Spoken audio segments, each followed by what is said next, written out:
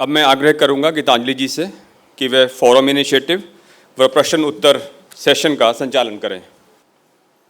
बहुत सारा ज्ञान हमें यहाँ मिला, बहुत सारी जानकारी हमें मिली। अब इस जानकारी को लेकर हम आगे बढ़ना चाहेंगे। हम चाहेंगे कि अभी तक जो आपने सुना उसके हेतु अगर आपके मन में कोई सवाल उठ रहे हैं, कोई प्रश्न उठ रहे हैं, बहुत से हम थोड़े सा शर्मा जाते हैं कि हम सबके सामने पूछें ना पूछें, मगर हम चाह रहे हैं कि आज इस वक्त इस हॉल में जितने भी लोग प्रस्तुत हैं, कम से कम हम एक साथ जुड़कर एक फोरम तैयार करें, ताकि कल अगर हमारे साथ या हम किसी को जानते हैं या नहीं भी जानते हैं मगर आपको ज्ञात है कि उसके साथ कुछ गलत हो रहा है, हम मिलकर कुछ कर सकें। क्या आप लोग हमारा साथ देंगे एक फोरम बनाने में? यहाँ स्कूल की कुछ लड़कियां बैठी हैं, हमारे पास अभी कुछ टीनेजर्स यहाँ पे बैठे हैं जो हमारी संस्था में हमारे साथ जुड़े हैं, बहुत सी महिलाएं बैठे हैं और बहुत अच्छी बात है कि कुछ पुरुष भी यहाँ पर हैं। और ये सिर्फ एक औरत या कुछ औरतों की लड़ाई नहीं है, ये एक समाज की लड़ाई है। और जब तक हम साथ नहीं देंगे, अकेला इंसान ज़्यादा दूर तक अकेला नहीं चल पाता। हमें साथ चाहिए। इसी साथ को हम और ज़्यादा मजबूत करने के लिए एक फ़ोरम शुरुआत करना चाहते हैं, जिसके लिए अगर तो आपके पास अभी सवाल है ज़रूर पूछें। हमारे पास काउंसलर मैम हैं जो इस सेशन को ख़त्म होने के बाद अगर कोई आपके सवाल हैं जो आप डायरेक्टली काउंसलर मैम से बात करना चाहते हैं, हमारे पास रूम है, हमारे पास काउंसलर मैम पूरा समय निकाल कर आए हैं हमारे लिए। और अभी इस वक्त जो आपके मन में सवाल हैं, क्योंकि देखिए जो आपके मन में सवाल होगा, हो सकता है आपके सवाल के जवाब से किसी और को जवाब मिल जाए, तो मैं ये ज़रूर चाहूँगी कि आप सवाल पूछें और जिनको काउंसलिंग चाहिए है वो आगे बढ़कर, जिन्होंने भी औरोमीर का बैच पहना है, आप हमें आकर बताएं कि हमें काउंसलिंग की ज़रूरत है, हम आपको काउंसलर्स के पास लेकर जाएंगे। और आप अपनी इन्फॉर्मेशन हमारे पास ज़रूर छोड़ कर जाएँ, अपना नाम पता, ताकि अगर आप हमारा साथ दें इस शुरुआत में, तो हम आपको दोबारा से जानकारी दे सकें कि देखिए आज हमने घरेलू हिंसा पे किया है, कल हम बच्चों के लिए कुछ करना चाहें या औरतों के बराबर हिस्सेदारी के लिए कुछ करना चाहें, तो हम आपको बताएंगे कि हम यहाँ पर भी कुछ कर रहे हैं। क्योंकि ये नहीं होना चाहिए कि हम यहाँ से हॉल से बाहर निकल कर जाएँ और ये बात ख़त्म, जैसे चाय पीकर कप फेंक दिया तो ये सोच भी यहीं फेंक कर चले गए। नहीं, हमें आपका साथ चाहिए, हमें आपकी मदद चाहिए, ताकि हम मिलकर इस समाज में थोड़े थोड़े छोटे छोटे सुधार ला सकें, जिसकी शुरुआत कहीं आज इस प्रोग्राम से हुई है। अगर आपके मन में सवाल हैं, हमारे पास माइक हैं, आप उठकर प्लीज़ सवाल हमसे ज़रूर पूछें।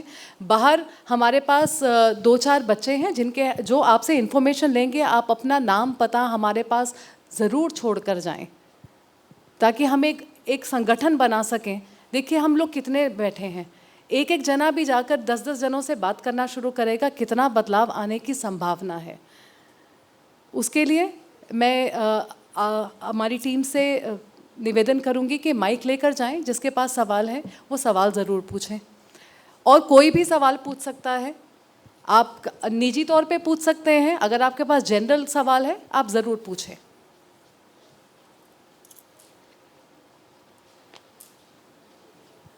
और इन सवालों के जवाब देने के लिए मैं रिक्वेस्ट करूंगी मैम, अगर आप जवाब दें या सर, आप किसी से भी सवाल कर सकते हैं। सीजीएम मैम हैं, बलबीर सर हैं जो विमेन सेल से हैं, सेक्टर 17 के थाने से, और काउंसलर मैम है।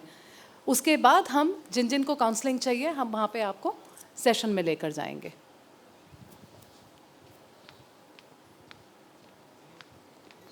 हमारे 2 सदस्य यहाँ पे माइक लेकर खड़े हैं, जो सवाल पूछना चाहते हैं ज़रूर पूछें। और आप किससे सवाल करना चाहते हैं आप उनसे सीधा सवाल कर सकते हैं। माननीय महोदय नमस्कार, मेरा नाम आरती शर्मा है। माननीय महोदय सर मैं आपसे बात कर रही हूँ।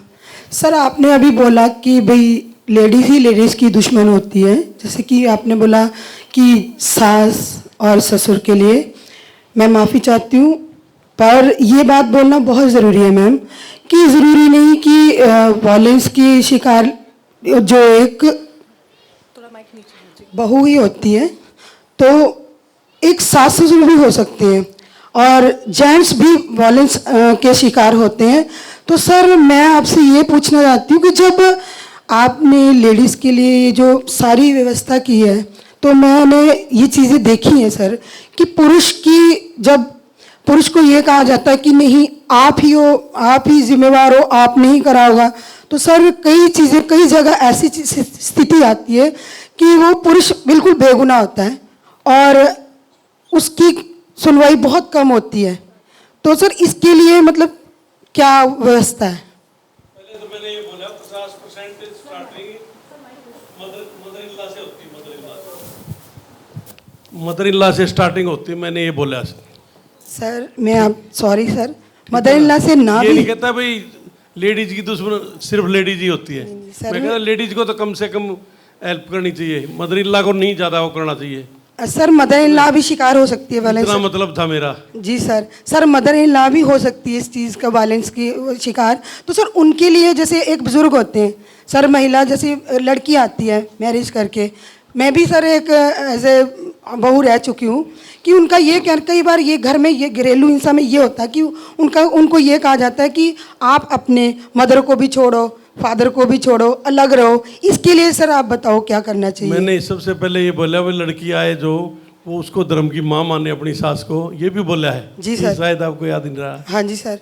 तो हो गया क्लियर इसमें, और क्या बोलो सर अब एक चीज़ और मैं शायद वो सवाल ये जानना चाह रहे हैं और आप लोग भी मदद कर सकते हैं इस सवाल के जवाब में कि कई बार होता है कि सास के साथ भी हिंसा हो रही होती है, जरूरी नहीं है कि बहू के साथ ही हिंसा हो रही है। तभी मैडम जी उस मैंने घर की बोला है दूसरी औरतों के साथ भी हो रहा तभी होता मैंने बोला है बहू भी सास को अपनी मदर माने, धर्म की मदर माने और उसकी रिस्पेक्ट करे पूरी। जी, और अगर सास के साथ ज्यादा हिस्सा घटेगी ऐसे कानून से इतनी नहीं घटेगी बल्कि। और बोलो जी, सास के साथ अगर घरेलू हिंसा हो रही है सर, उस समय हम क्या करें? तो बहू क्या कर सकती है आगे बढ़कर, अगर वो सास की मदद करना चाहती है, उसके साथ अगर हिंसा हो रही है तो? मैम इसमें जैसे अगर हम लीगली बात करें तो जो हमारा लॉ है जैसे protection of women from domestic violence, इसमें ये नहीं है कि बहू के लिए है, that is for all women. जो उस घर में एक मैट्रिमोनियल होम है या जैसे जहाँ पे ये रिलेशन बाय ब्लड है या अडॉप्शन, वहाँ पे जितनी महिलाएं हैं जितनी उनसे प्रताड़ित हैं, अगर उनके पति से या उनके बेटे से या उनको किसी और से वहाँ पे वायलेंस है तो they can seek protection of women, उसमें that she will be covered. और सास ससुर का अगर ये है कि उनको कहाँ है, so we have senior citizen act के अंदर they can go for a protection, जहाँ समरी प्रोसीजर में STM कोर्ट में होता है। So there are other laws. तो हमारी बात यहाँ पे ये थी कि लॉ तो बने हुए हैं, कानून है, पुलिस है, हम सहायता के लिए हैं, पर जब तक हमारी सोसाइटी में सोच में बदलाव नहीं आएगा, हम एक लेवल पे लड़का लड़की पुरुष महिला को नहीं रखेंगे, तब तक ये समस्याएं चलती रहेंगी। मेन हमारा है कि हमारी सोच, we should bring a change in our attitude. और कोई सवाल? Thank you ma'am. मैम मेरा एक सवाल है कि अगर हमारे पड़ोस में कहीं घरेलू हिंसा हो रही हो तो हम उसको कैसे रोकें, या ऐसा क्या करें कि वो बंद हो जाए? मेरा क्वेश्चन देखो, अगर आपने सुना अपने नेबर्स में हो रहा है, या तो आप उनको बता सकती हैं जो पीरियड जो लड़की है या जो भी है महिला है उसको बता सकती हैं वहाँ कहाँ कहाँ अप्रोच, और आप भी खुद भी you can go and lodge and complaint. ऐसा तो नहीं है कि जस्ट विक्टिम ही जाए, क्रिमिनल में ऐसा नहीं होता कि जिसके साथ इट इज़ लाइक अगर कोई ऐसा क्राइम है तो crime is against the society, सारी सोसाइटी पे अगेंस्ट वो क्राइम है, सारी स्टेट के, तो कोई भी रिपोर्ट कर सकता है।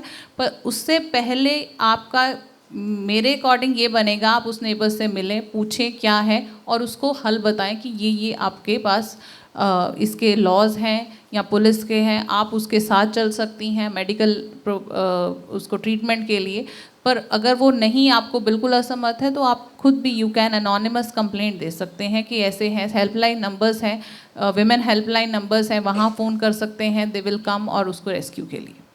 Thank you ma'am. Thank you. 112 पे कर सकते हैं अगर डेंजरस जोन में चली गई तो। सर मेरा एक सवाल था, इनफैक्ट मैम शायद आंसर कर सकते हैं कि जैसे मेरी एक NGO है, यंगस्टर्स हैं, तो हमारे पास कभी ना कभी कोई ऐसा केस आ जाता है जैसे काउंसलिंग के लिए आ जाता है या डोमेस्टिक वायलेंस का ही आ जाता है, जहाँ पे दे टेल अस कि उनकी मतलब कि घर में अब्यूज़ हो रहा है, हस्बैंड कर रहे हैं, और लेकिन हम उनको जैसे बोलते हैं कि आप जाओ लीगल हेल्प के लिए चले जाओ, या but they are not ready to go. उनको छुपाना भी है, अपने आप को बचाना भी है लेकिन अपने आप को सेफ भी करना है, तो ऐसे केसेस में हम कैसे हेल्प कर सकते जी हैं? देखो, ऐसे केसेस जैसे हमारा वही होता है, हमारे समाज के सबसे पहले हम सबकी सोच है, बी इट अ लेडी और अ मैन, कि हम अपना परिवार बचा के रखना चाहते हैं। तो उसके लिए जैसे मैम निष्ठा और मैम अर्शदीप ने भी बताया, we have a counselling centre sector 43 में, डिस्ट्रिक्ट लीगल सर्विस अथॉरिटी में काउंसलिंग सेंटर है। This is actually because of the brainchild idea of madam honourable miss justice Ritu Bahri ma'am, उन्होंने ये शुरुआत करवाई है। हमारे पास 4 काउंसलर्स हैं। ये ज़रूरी नहीं है कि आपकी पुलिस में कंप्लेंट होगी या कोर्ट में चल रहा है तो ही आ रहे हैं। तो जैसे ऐसे लोग हैं, वहाँ पे जो काउंसलिंग ये प्रोवाइड करते हैं, that is all privacy confidential maintain रहता है। ये नहीं उसकी रिपोर्ट होएगी कि वो बंदे गए थे, ये उनके परिवार में है।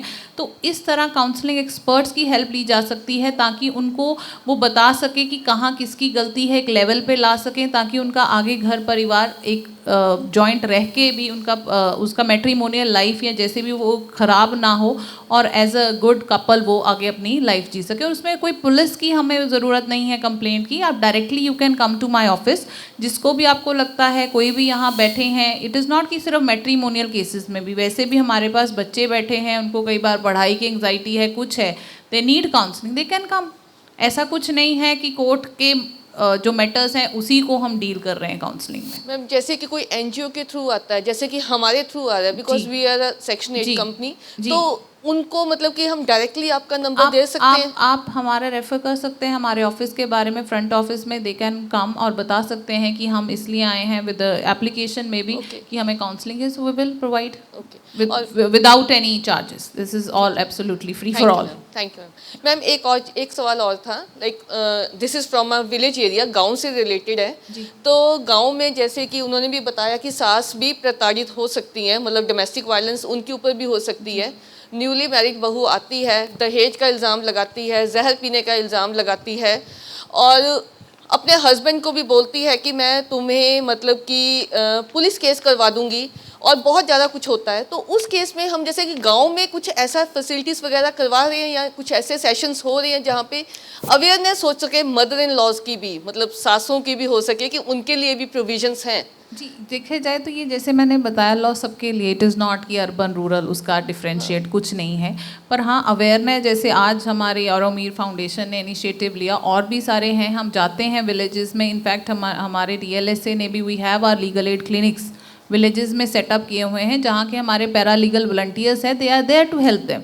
अगर ऐसी कोई समस्या आती है, they can visit those clinics, और उसको हम बताते हैं कि आपको इसमें क्या लीगल सहायता मिल सकती है या कुछ और। So we have set up the clinics. Ma'am इसमें एक और है सवाल जी। मेरा, because I belong to a very remote village of Punjab. जी। जैसे कि आई डोंट नो ये लीगल सर्विसेज कितनी अवेलेबल हैं, किस मतलब कि चंडीगढ़ के कितने मतलब कि आसपास के एरियाज में वो अवेलेबल हैं, but I don't think so कि पंजाब में या हरियाणा में रिमोट एरियाज में ये फैसिलिटीज अवेलेबल हैं, नहीं। Because there is a lack of awareness. I would like to differ on this. I think Punjab legal service authority का भी सेम ही डोमेन है। जैसे आपकी जो विलेज में भी it comes under Mohali jurisdiction, I don't no कि पंजाब के किसका है। तो सब एक्चुअली ये लीगल सर्विसेज जहाँ जहाँ हैं, दे हैव अ मैंडेट कि not only in the urban areas but rural. जैसे हमारे Chandigarh, I basically deal with the Chandigarh administration के साथ, जो हमारे विलेजेस हैं उन्हीं पे।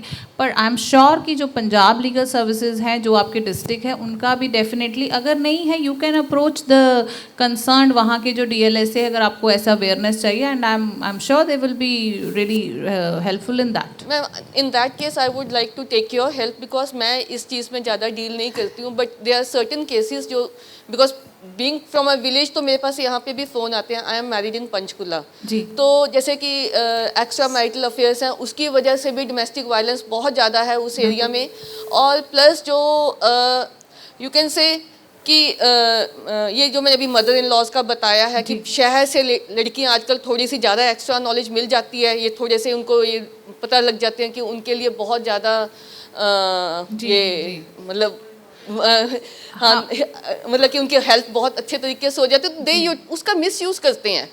तो अब जो गांव में हैं वो पुराने लोग हैं, खानदानी लोग हैं, यू कैन से वो नहीं जाते हैं अगेंस्ट, लेकिन वहाँ पे it's a very factual thing I am telling कि उनको डिटेल में नहीं पता और उनकी बहुत ज़्यादा मिस ट्रीटमेंट होती है. For that I would like to take your guidance. मैं मिलना भी चाहूँगी आपसे. You can come to my office, but अगर आप पंजाब का जुरिस्डिक्शन का बात कर रही हैं, तो the better person would be जो पंजाब का डिस्ट्रिक्ट जिसके में भी आपका विलेज फॉल कर रहा है, उसकी legal service authority. Though you can come and meet me, there is no problem in that, but the better, क्योंकि I can't cross my jurisdiction. नहीं, that I know, but the guidance can be very helpful. You So- can. so that is why we this are forum. like a DLSA office. There will be. Yeah. Thank you ma'am. Thank Thank you. you. Thank you sir. यहाँ बैठे सभी लोगों को मेरा नमस्कार. एक बात जो हमने अपनी स्लाइड्स में पहले बात की कि डोमेस्टिक वायलेंस के अंदर सिर्फ शरीरी उत्पीड़न नहीं आता, मानसिक उत्पीड़न भी आता है. लेकिन जो प्रॉब्लम मैंने अपनी सोसाइटी में और ख़ुद पर्सनली भी फेस की है कि शरीर के चोट को तो नज़र आ जाती है और सब मानते भी हैं, पर जो लोग मानसिक चोट तुम्हें पहुंचाते हैं उसका कोई गवाह नहीं होता, उसकी कोई निशानी नहीं होती, उसके बारे में कोई सुनता नहीं है. इवन पुलिस के साथ भी ये चीज़ मैंने फेस की है कि अगर आप उनको जाके बताते हो कि मेरे साथ ये मानसिक उत्पीड़न हो रहा है, तो वो बोलते हैं इसमें क्या हो गया. उनकी जो सोच है वो सिर्फ शरीर की चोट तक लिमिटेड है. आजकल के पढ़े लिखे समाज में जहाँ पे लोगों को पता है कि अगर मैं इस क्राइम में हाथ उठाऊंगा या चोट छोड़ूंगा तो ये तो नज़र आ जाएगी. वो बहुत चालाक हैं, वो तुम्हारी कमज़ोरी का फ़ायदा उठाते हैं, तुम्हारी सिचुएशन का फ़ायदा उठाते हैं और तुम्हें ऐसी चोटें देते हैं जिसकी कोई निशानी नहीं होती. मैम आप ठीक कह रहे हैं. और ये पीड़ा बहुत सी औरतें अब ज़रूर सह चुकी हैं, होता है. और यहाँ पे मैंने खुद पर्सनली ये फील किया है, पुलिस आके तुम्हें ये कहती है तुम्हें रोटी मिल रही है तो तुम खाओ, आवाज़ ना उठाओ. क्या इंसान और जानवर में कोई फ़र्क नहीं है? क्या औरत सिर्फ रोटी खाने के लिए पैदा हुई है और रोटी बनाने के लिए? आज मेरे सबसे ये सवाल है, क्या हम ऐसी सोच के साथ अपने समाज को कहाँ लेके जा रहे हैं? अभी मैंने रिसेंटली अखबार में एक आर्टिकल पढ़ा जिसमें एक बाप ने अपनी बेटी के प्रॉब्लम होने पे धूमधाम से उसे जैसे शादी करके छोड़ के आया था वैसे वापस लेके आया है. ऐसी सोच वाले लोग हमें चाहिए जो ये सोचे कि अगर बेटी घर वापस आती है तो उसमें उसका कोई गुनाह नहीं है या उसने कुछ गलत नहीं किया और वो अपने घर में, जैसे लड़का अपने घर में रहता है, लड़की भी अपने घर में आ सकती है वापस. जी मैम, ये आपका बहुत बहुत धन्यवाद कि आप आगे बढ़ के आपने ये सब कहा. और भी अगर सवाल हैं तो ज़रूर करेंगे. और मैं जैसे पहले आप सबसे निवेदन किया कि आप आगे बढ़कर अपना नंबर, अपना पता हमें देकर जाएं, आप लोग हमारा साथ दें. देखिए मेरे आंखों में भी आंसू आ जाते हैं ये सब सुनकर, मगर मैं रोने से शर्माती नहीं हूँ. रोना आ रहा है ठीक है, क्योंकि सहानुभूति होती है. दुख है, दुख बांटने से ही कम होता है. आप लोगों से मैं फिर से मन से मैं आप लोगों को धन्यवाद कहना चाहती हूँ. मैम आप इतना समय निकाल कर, आप लोग इतना बिज़ी होते हैं. सर आप लोगों ने हमारे लिए समय निकाला. हम सिर्फ मैं ही नहीं, मुझे लगता है मैं आप सबके तरफ से मैं आपको आभार प्रतीत करती हूँ कि आपने इतनी जानकारी दी. काउंसलर मैम्स आप लोग सब आए हैं. देखिए प्लीज़ यहाँ बाहर जाते जाते इस सोच को यहीं छोड़ के मत चले जाइएगा. हमारी ये छोटी सी कोशिश जो आज पहली शुरुआत है, पहली वर्कशॉप है, इसे हमें आप सबके साथ आगे बढ़ाना है. हम आपको आगे अपने ऐसे वर्कशॉप्स की जानकारी देते रहेंगे. जिन महिलाओं को, जिन परिवारों को काउंसलिंग चाहिए, प्लीज़ जिन्होंने भी ये बैच पहना है आप हमारे पास आएँ और अपना नाम पता हमारे पास ज़रूर छोड़ कर जाएँ. धन्यवाद.